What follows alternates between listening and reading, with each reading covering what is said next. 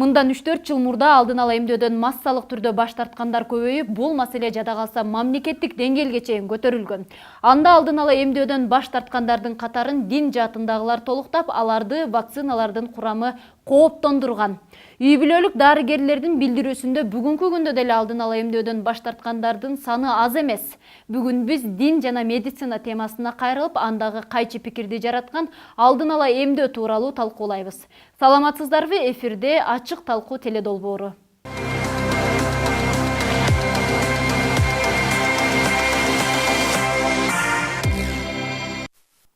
Студиябызга темага байланыштуу конокторубузду чакырып алганбыз. Ошону менен бирге эле активдүү жаштарыбыз да бүгүн талкууга катышат. Анда эмесе биз алгач эле чыгармачыл топ темага байланыштуу медициналык эмдөөдөн баш тартып, ага каршы болгон шаар тургуну тууралуу сюжет даярдады эле. Ошого бирге күбө болобуз. Ош шаарынын тургуну Бахрам Нышановдун бир уул бир кызы бар. Улуу баласын медицинанын талаптарына ылайык эмдетүүнүн баардык түрүнөн өткөргөн. Мен биринчи баламды алганымда мага врачтар айтышкан да, эмне себептен бу десем, бул просто мындай кесел, грипп, башка шалбы баягындай ооруларга каршы деп айткан.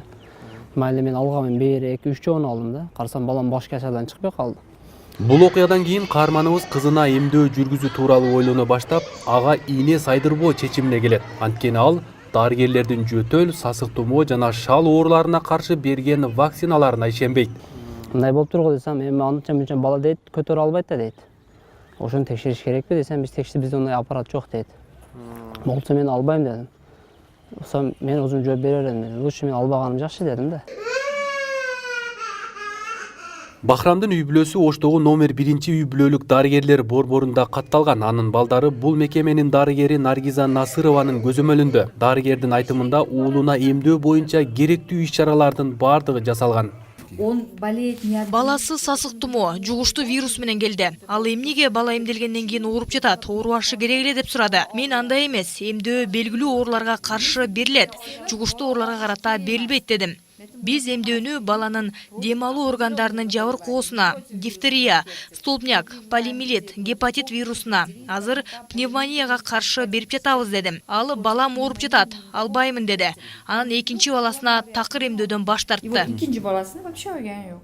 Ал атанын баш тартуусу бар. Мынакей, менин балам сак оорубайт, эмдөө албайт деп койгон. Мына атасы прививка албайт деп тил катташтаган.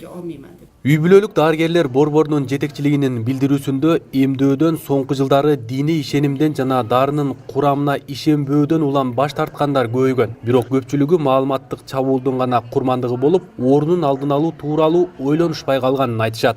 Аны анализдеп көргөнүбүздө, мисалы үчүн өткөн жылы 12 киши ата-эне эмдөөдөн баш тарткан болсо, бул жылы 8 болот. Эми бул азыр жылдын башы. Жылдын аягына келгенде анан кийин салыштырсак болот. Дарыгерлердин айтуусу боюнча Бахрам Нышановдун 2 жаштагы кызына вакцина сайылбагандыктан медициналык термин менен айтылган коклюш аттуу жугуштуу оорусуна чалдыккан. Мындай оорудан жыл башынан бери 5 учур катталып, алар санитардык эпидемиологиялык көзөмөл борборуна жөнөтүлгөн.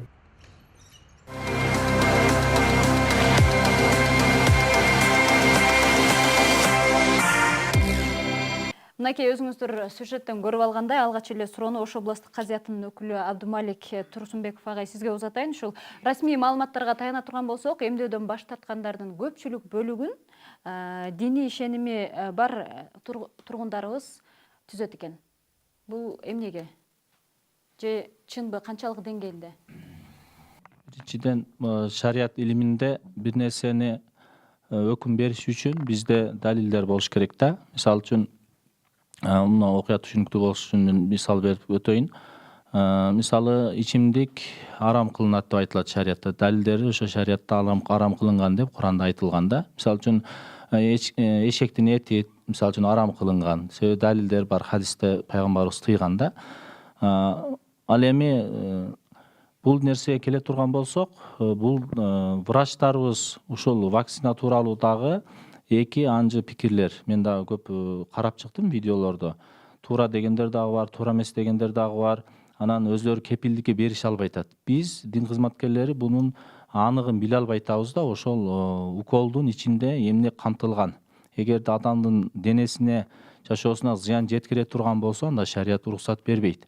Эгерде анык эле ошол оору алдын ала оорудун алдын алуу боюнча шал оорусуна деп атпайбы, ошонун алдын алуу үчүн ушул жардам бере турган болсо, анда буга шарият эч кандай тыюу салбайт да. Ошондуктан биз бул нерсенин өзүн азыр билбей атабыз да, ошондуктан өкүм бере албай атабыз. Эгер бизге врачтар Кыргызстанга келген ошо дары дармектердин ичиндеги составын айтып бере турган болсо, анык ушул состав бар, мындай зыяндуу нерсе жок деп айта турган болсо, анда биз дагы мисалы үчүн элдерге, жумада мечитке келген адамдарга түшүндүрүү иштерин да ачык жүргүзмөкпүз да. Ооба, студиябызга ошондой эле Ош шаарынын иммунопрофилактикалык борборунун иммунолог дарыгери Таирова Орозгүл эжекебиз да келип отурат.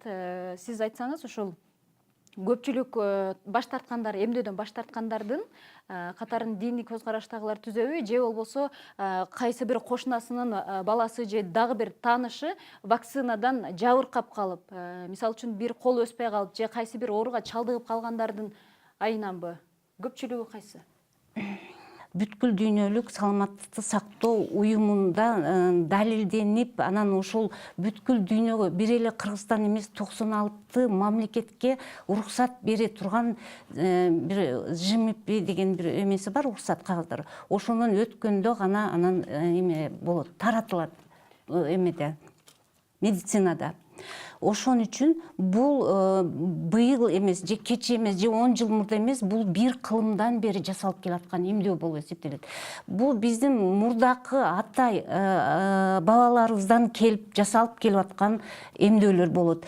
Эми акыркы жылдары билбейм, бул диний көз караштагы чала сабаттагылар отказ берип эмдөөдөн баш тартып атышат. Каяктагы бир далилденбеген эмелерге таянычы.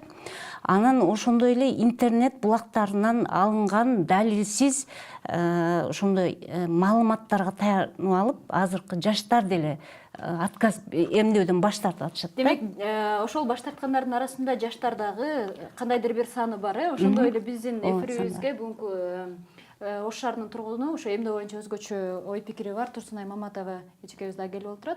Сиз өз оюңузду айтсаңыз, кандай? Биринчи саламдашып кетейин. Ассаламу алейкум. Мен өзүмдү оюмду айтып кетсем, мен негизи өзүмдүн 4 баламы эмди алдыргам. Мен анда өзүмдү мындай далили жок эле, мындай керек десең керек экен. Эч кандай мындай кандай десе ойлонуп көргөн эмесмин, эмнеге керек, кандай болот деп. Азыркы маалда мына бир жылдын ичинде ойлонуп көрсөм, анын ичи составы кандай? Мен балдарыма чын эле зыяны барбы, же зыяны жокпу, мен ошону билбейт экенм. Мен деле эгерде тамак жегенде мен тандап жейм. Ичине чач түшүп калдыбы, же башка нерсе түшүп калды деп карап жейм мен. Бул деле ошондой нерседи ойлойм. Негизи мен балдардын ден соолугу бул мен үчүн. Башкаларга баары бир иши деле жок, ооруп калабы, башка болобу. Ошо сыңарындай мен эми азыр оюм өзгөргөн бир аз. Мен иншаллах балдарым аман эсен болсо алдырбайм деген үмүттөмүн. Себеби далили жок, эч ким ачык айтпайт, составында эмнелер бар. Ажеке айтып кеткендей, биз дагы ошо билбеген нерсебизден алыс болушубуз керек. Ошо сыңарындай бизге составын толук жакшы түшүндүрүп беришсе, баардыгы биздин тилде сүйлөсө, химиялык составдар эмес, жакшына тилде түшүндүрүп берсе, кыргыз тилде кандай, эмнеге, биз может быть өзүбүздүн оюбузду өзгөртөбүз. Балдарыбызды келечекте алдырып калышыбыз мүмкүн. Ошо билбеген нерсе үчүн биз дагы азыр качып атабыз. Мен өзүм оюм алысыраак жүрсөмбү деп, эми ошо вакцинаданчы.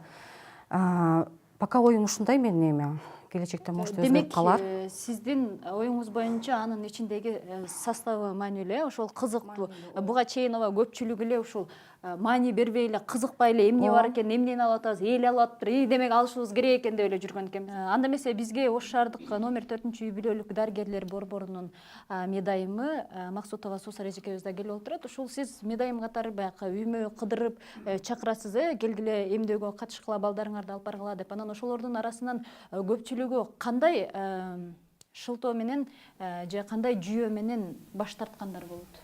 Саламатсыздар. Балким баягы сырттан келген маалыматтардын улам жогоруда биздин катышуучубуз айтып кеткендей, ошодон угуп эле жөнүнө албай койгондор да барбы? Эми биз көбүнчө баягы короо кыдырып балдарды эмдөөгө чакырып барганыбызда эми акыркы учурларда көбүнчө жаш ата энелер балдарын ошол эмдөөдөн баш тартып жатышат. Барып чакырганыбызда ошентип балдарыбыз эмдөөдөн кийин ооруп калып атат, кийинкисин албайбыз дешип баш тартып атышат. Анан кийин ошол поликлиникага келишет. Келгенде дарыгер менен кошо бар жок түшүндүрүү иштерин жүргүзүп неме кылгандан кийин анан кийин дагы өздөрү ойлонуп көрүшүп алгандар деле бар эми. Биринчисин албайбыз деп отказ кылып, кийин баш тартышып, кийин анан келип алгандар бар. Негизгиси көпчүлүгү кандай себеп болот? Көпчүлүгү эми ошол алгандан кийин ооруп калып атышат, же болбосо көбүнчө күйөөм уруксат бербей атат деп неме кылышат. Ошондой эле биздин чыгармачыл топ Ош облусунун аймагындагы райондордо дагы эмдөөдөн баш тарткандарды салыштырмалуу карап көрдүк эле. Ошондо анализге ылайык тоолуу аймактарда эмдөөгө каршы чыккандар аз экен. Мисалы Каракулжа менен Алай райондорунда Өзгөн жана Кара Суу районуна салыштырмалуу кыйлагы аз экен баш тарткандар. Аны дарыгерлер ушул тоолуу аймактарда диний көз караштагы адамдар азыраак болот деген жүйөгө алып барып токтотушат экен да. Анан дагы көбүнчө ошол интернет булактарынан көбүнчө ошондой маалыматтарды окуп алышып баш тартып атышат да. Анан мен азыр иммунопрофилактика боюнча 15 жыл иштеген болсом, эч кандай эмдөөдөн инвалид болуп калды деген эме учурду жолуктура электим да. Себеби ар бир вакцина алгандан кийин эгерде баланан кандайдыр бир оору, кандайдыр бир эмеси дене табы 40-тан ашып кетсе же тынбай ыйлаган болсо, бизге шашылыш түрдө экстренный извещение, шашылыш түрдө билдирүү жасалат эмеге иммунопрофилактика борборуна.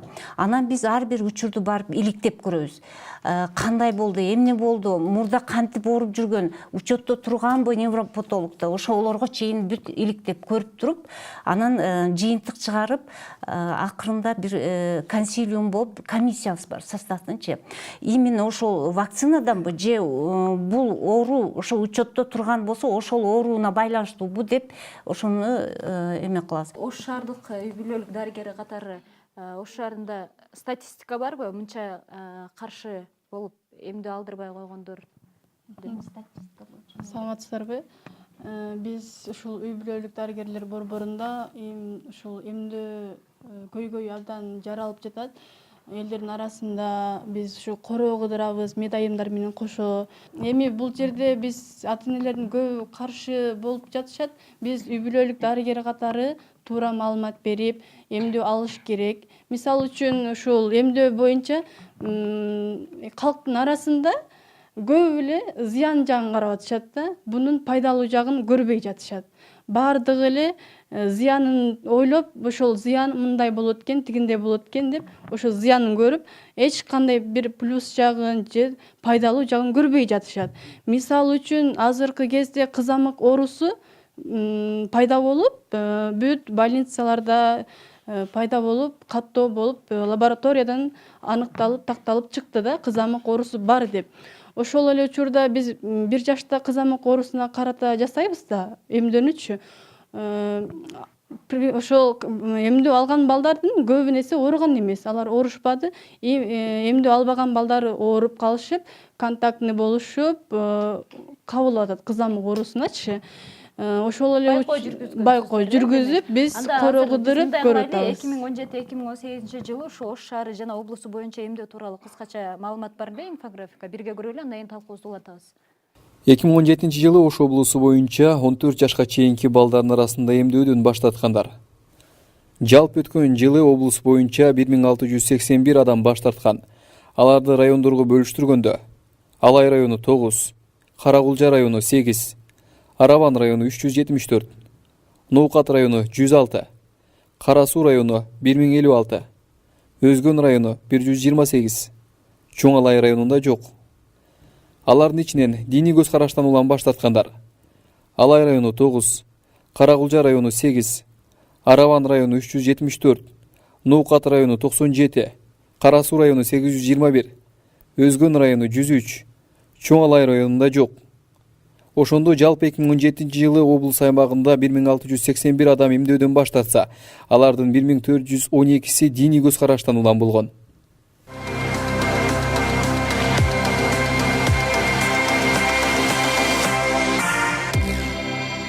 Анда мен мынакей өзүбүз көрүп алдык. Анан сиз айтсаңыз, именно катары ушул адам канча жашына чейин эмдөөнү алыш керек? Мисалы үчүн биздин мынакей студияда отургандарыбыз дагы алышы керекпи? Канча жашында эгер керек болсо? Эми канча жаштан баштап деп айтсаң, жаш бала төрөлгөндөн роддомдо эле төрөт үйүндө эле 24 сааттын ичинде гепатит Б оорусуна каршы алыш керек. 24 сааттын ичинде. Андан кийин ошо төрөт үйүнөн чыгып кеткичекти кургак учукка каршы эмдөө алыш керек. Мындай кылайлы, сөзүңүзгө аралчы. Бул боюнча алдыда кенен маалымат бар, инфографикалык. Барбы? Канча жаштан канча жашка чейин кандай ооруга каршы деп. Болгону азыр студиядагы жаштарды деп айтканымдын себеби, эгерде азыр булар 24 же 25 же кайсы бир белгилүү жаш курагында алышы керек болсо, суроо узатайлы. Каршылары бар бекен, ооба алам деп азыр жөнөй тургандары бар бекен?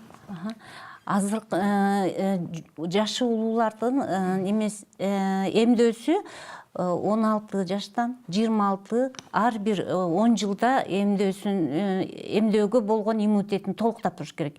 16, 26, 36, 46, 56 100гө чейин ала берсе боло берет да. Бул кайсы ооруларга? Дифтерия деп коет, бизде кептөр оорусу, кыргызчасы, жана сенек оорусуна каршы алышат.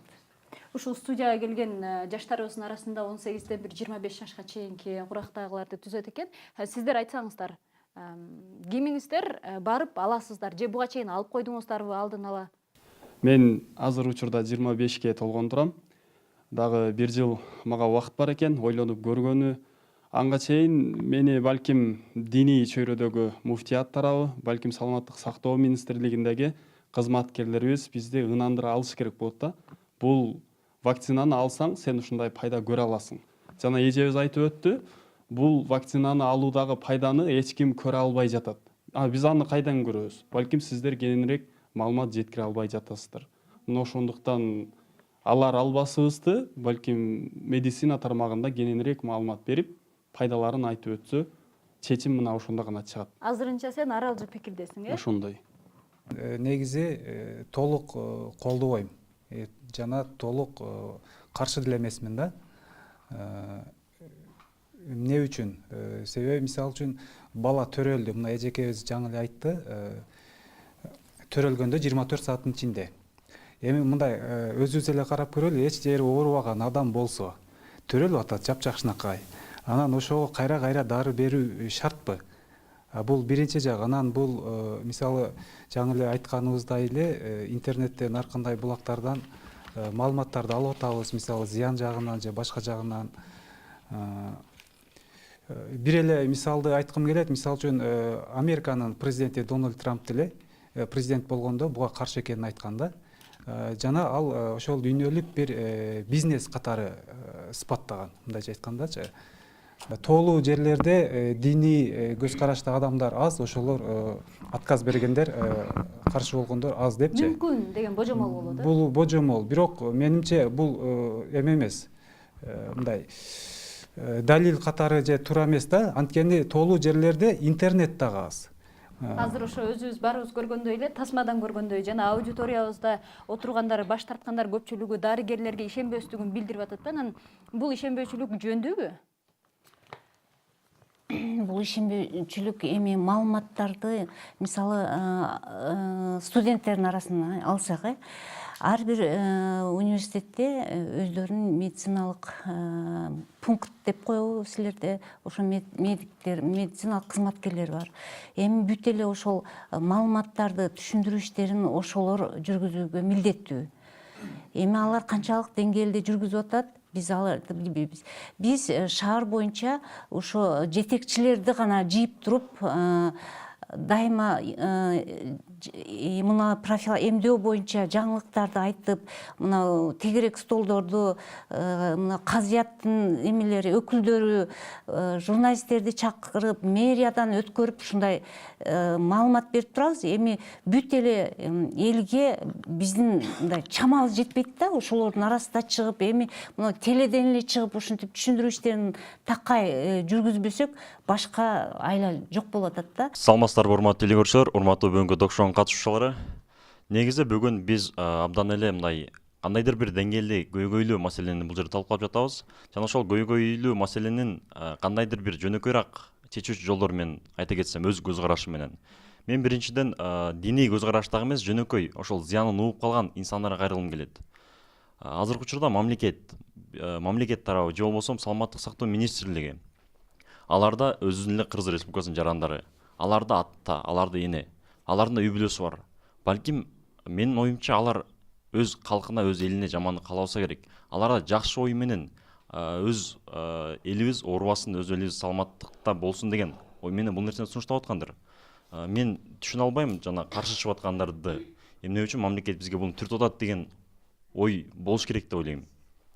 Анан экинчиси, бул жерде мамлекет тарабынан бир эле милдет калып атат. Ошол вакциналарды ачык айкын чыгарыш керек. Ошол эки тарапта болуп аткан инсандарга жеткириш керек. Ошол вакцинанын составын, вакцина кандай пайда келтирген ачык айкын айтыш керек. Жогорудагы агалар, эжелер, ошондой эле студенттер айтып кетти. Демек, бул нерсеге жаштар деле каршы эмес, мен дагы каршы эмесмин, вакцина алыш керек. Бирок ошо жогоруда айтып кеткендей, диний көз караштар менен ошондой бир албай жаткандыр. Балким бирөөлөрдү, башка бирөөлөрдү көрүп туруп, демек бул зыян экен деп туруп албай коюшу мүмкүн. Кайсы бир адамдар ошол эле учурда кээ бир ошо үй бүлөлүк дарыгерлер борбору ошол иштерди жакшы сапаттуу алып барбай жаткандыр балкимчи. Ошон үчүн бул маселени саламаттык сактоо министрлиги менен муфтият бул нерсени чечип, ошол массалык маалымат каражаттары аркылуу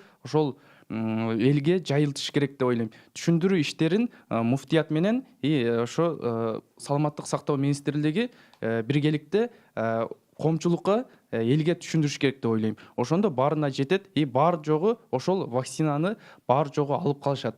Ошондо демек ошол эки тарап бул ишти алып барыш керек деп ойлойм. Биргеликте иш алып барышы керек. Анда эмес, азыр биз барыбыз эмдөө алуу тартиби тууралуу кененирээк инфографикадан таанышып алайлы, андан кийин талкуубузду улантабыз. ымыркай төрөлгөндөн кийин 24 саат ичинде вирустуу Б гепатитине каршы вакцина, кургак каршы вакцина сайылат. 2-3 күн өткөндөн кийин кургак каршы вакцина сайылат. Ал эми бала 2 айлык болгондо вирустуу Б гепатитине каршы вакцина, суюк бириккен пентавакцина сайылат. Бала 3,5 айлык болгондо вирустуу Б гепатитине каршы вакцина, суюк бириккен пентавакцина, кептөөргө, селемиге каршы вакцина, балдардын шал оорусуна каршы оозго тамызылуучу вакцина. 5 айлыгында болсо вирустуу Б гепатитине каршы вакцина, суюк бириккен пентавакцина, балдардын шал оорусуна каршы оозго тамызылуучу вакцина, пневмококко каршы вакцина сайылат. Ал эми бала 1 жашка толгондо кызамык, кызылча, тепмеге каршы бириктирилген вакцина, пневмококко каршы вакцина сайылат. 6 жашар балага кызамык, кызылча, тепмеге каршы бириктирилген вакцина сайылат. Ал эми 11 жаштан 16 жашка чейин жана 26 жашында да кептөөргө, селемеге каршы антигендер аз камтылган вакцина сайылат. Мына сырткары 36, 46, 56 жашта кептөөргө, селемеге каршы антигендер аз камтылган вакцина сайылат.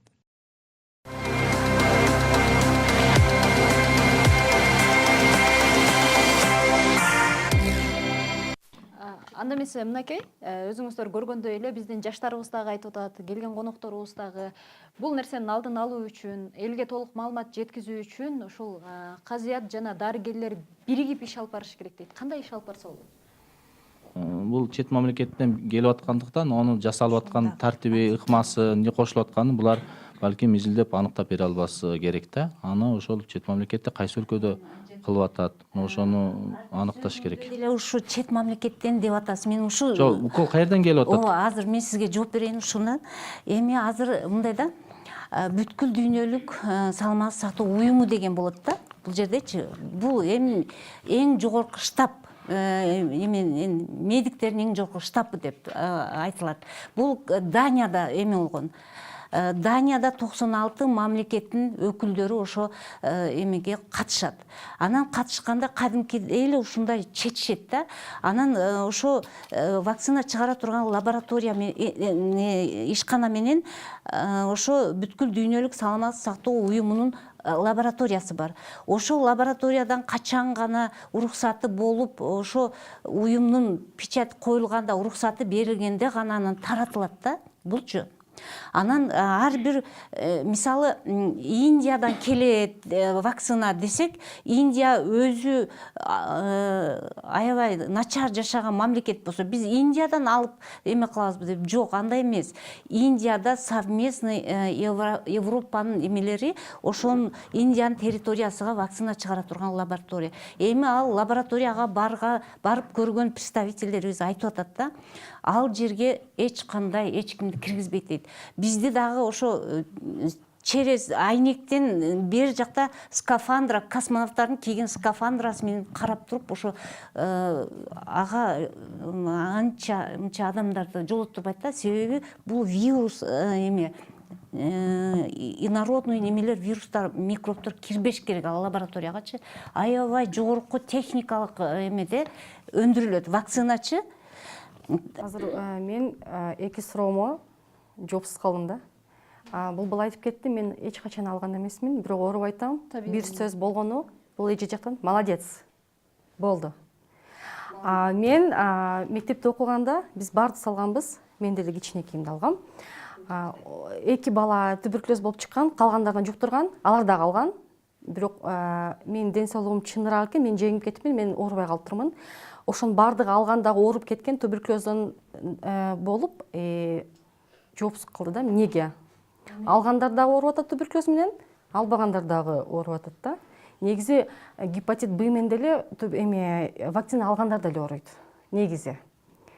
Ошого зарылчылыгы канча эле дегеним вакцинанынчы? Мисалы, туберкулез боюнча сен ооругаң жок, жаныңдагылар ооруду. Ал туберкулез БЦЖ-ны алган алар. Анан бул туберкулез менен эме кайсы убакта ооруйт. Жана энем айтып атпадыбы? Төрөлгөндө табияты кандай болсо, аны вакцина менен дагы эме менен дагы өтө күчтүү кыла албайсың да. Но коргонгонго эме шарт түзөбүз организмгечи. Анан эме ошо коргонуудан убакыт өткөн сайын, жашы улуулаган сайын иммунитеттери төмөндөйт. Эми кара, мисалы сен оорубадыңбы, сенин турмуш шартың, тамактанганың, кыймыл аракеттериң, табиятың жакшы болгон. Ошол эмеге сен туруштук бере аласың. Мүмкүн ашу досторуң үй шарты начардыр, же болбосо тамактануусу туура эместир, же болбосо ошо табиятынан кичине алсыздыр. Ошон үчүн туберкулездин эң эмеси оор эмес диагнозу менен оорубайт да, жеңил түрү менен эле ооруйт. Мисалы, Америкада БЦЖ-ны албайт. Эмне үчүн? Себеби ал жакта Европада да көбүнчө, Германияда да албайт. Эмне үчүн? Себеби бул туберкулез оорусу социалдык оору. Анан аларда культура өтө бийик. Ажаке суроо берейин. Мисалы, ажылыкка жөнөдү. Өзүңүз айтып атасыз, эмени вакцинация алып кетишет, алар. Вакцинация албаса киргизбейт.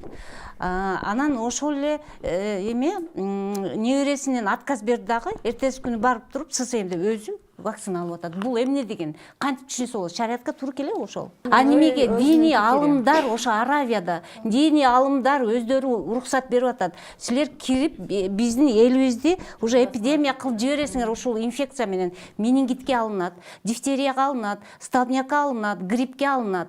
Аякта миллиондогон адамдар келишет. Ошого эмне үчүн уруксатсыз арам, адал экенин алар ажыратып билди да. Медиктер ушунча адамды убара кылышты биринчиден. Жок, убарачылыгы да айтпа. Эмне үчүн ошолор именно требует бардыгы бир тыйын болуп калды да. Мен ошого жиним келген ошондон болуп атат. Ажылардын бардыгы айтты. Бизде айтып атат. Алар силерди аерде көргөн жок да. Бизде айтты да, силер бардығын алгыла деп мажбурладыңар. Биз аны мажбурладык. Силерге ишенип Жок, биз ажеке, мажбурладык. мен ал Алгыла жөнүндө керек ал айтпай атам, жерде. мейли, Дегенден алар кийин баргандан кийин ката алар кетиптир өздөрүнүн булар. таблеткасын ичирди да. Силерге бир пул деп атат да. Ошондо силердин канча адамдар бу жерде канча ажылар эртеден кечке өчүрөткө туруп укул алды. Мынандай да ажеке. Адамды убаракерчилик кылбаш керек да. Эгер бүткүл дүйнөлүк десеңиздер, анда ошо Саудиядагы ошолорду колдош керек да. Мен эмне үчүн айтып атам? Кээ бир мамлекеттер колдобой атат деп. Сиз дайыма эле жолун таап кетип атасыз. Ал мамлекет бай жашайт, анан мындай болот депчи. Негизинде ошо бардыгы ошо күчтүү мамлекеттер, авторитеттүү мамлекеттер мисалы үчүн албай атат да ошону. Себеби кайсы доказательство барбы сизде? Мен өзүм айтып атам, ошо ошону изилдеп туруп, балким ошондон кийин баягы Трампка окшогондор ошондон кийин отказ кылып атат балким. Ошо зыян жагынан чыккандан кийинчи. Эжеке, жогоруда айтылгандай, биздин дарыгерлер берген вакцина ал жака барганда жокко чыгарылып, ал жактан өздөрү бериптир да. Кандай айырмасы бар? Мисалы үчүн ар бир өлкөгө башкача берилет. Жок, бул да менин кабарым жок. Бул мен ажылык менен заниматься этпейм. Айпортко кире бергенде силер баягы биз көрсөттүк да, баардыгы печать басылып ар Жок, бирине берет. ажеке, токтоп туруң. Ошол жерден киргенде кабыл алган жок да, ошону печаттар менен болбосо эки печать. Бул Саламаттык сактоо министрлиги. документация боюнча эле катачылык болгон болуш керек. Мен мисалы ал жөнүндө заниматься этпейм да. Буну эмеден областной ССМдер заниматься этет и Бишкек заниматься этет. Анан ошондо катачылык ошол болуш керек. А менин вопросум, суроом сизге да, эмне үчүн алар уруксат берет? Бияктагылар каршы, эмнеге албайбыз дешет? Ким каршы? Эми кээ бирөө чыгып атпайбы? Ошону талкуулап атпайбызбы? Мисалы үчүн муфтият күнөөлүү эмес да, аны айтып атпайм, аны сиздер медицина Жок, көбүнчө мына беришиңиздер керек да. Көбүнчө мына диний көз караштагылар чыгып сиздер атпайбы? ынандыра алышыңыздар керек. Сиздер бизди да ынандыргыла. Керек болсо чын-чынына келгенде мисалы үчүн Кыргызстан өзү чыгарсын. Жакшы жетпей атат. Эжеке, Кыргызстан өзү ошону чыгарсын. Муфтияттын кызматкерлери ошону көрсүн. Кантип бюджетин чыгарса, көрсө жана шородой да чыгарып атканы кантип даярдалып атат, неден жасалып атат, ошону көрсө, анан кийин биз көрдүк, фактер муфтияттагы жардам берет. Бул жагынанчы өзү муфтияттын өзүнүн ишине, толук кандуу ишине кирбейт да, бул компетенциясына кирбейт. Укол бериш деген бул медицинанын иши да. Туурабы? Ооба. Мен ошо айтып атам, мен билбейм, ал жөнүндө ошон үчүн мен азыр бирөөгө бир нерсе деп айтыштан жетпей атат да, ошогочу вакцинаны чыгарыш үчүн канчалык технология керек анчы.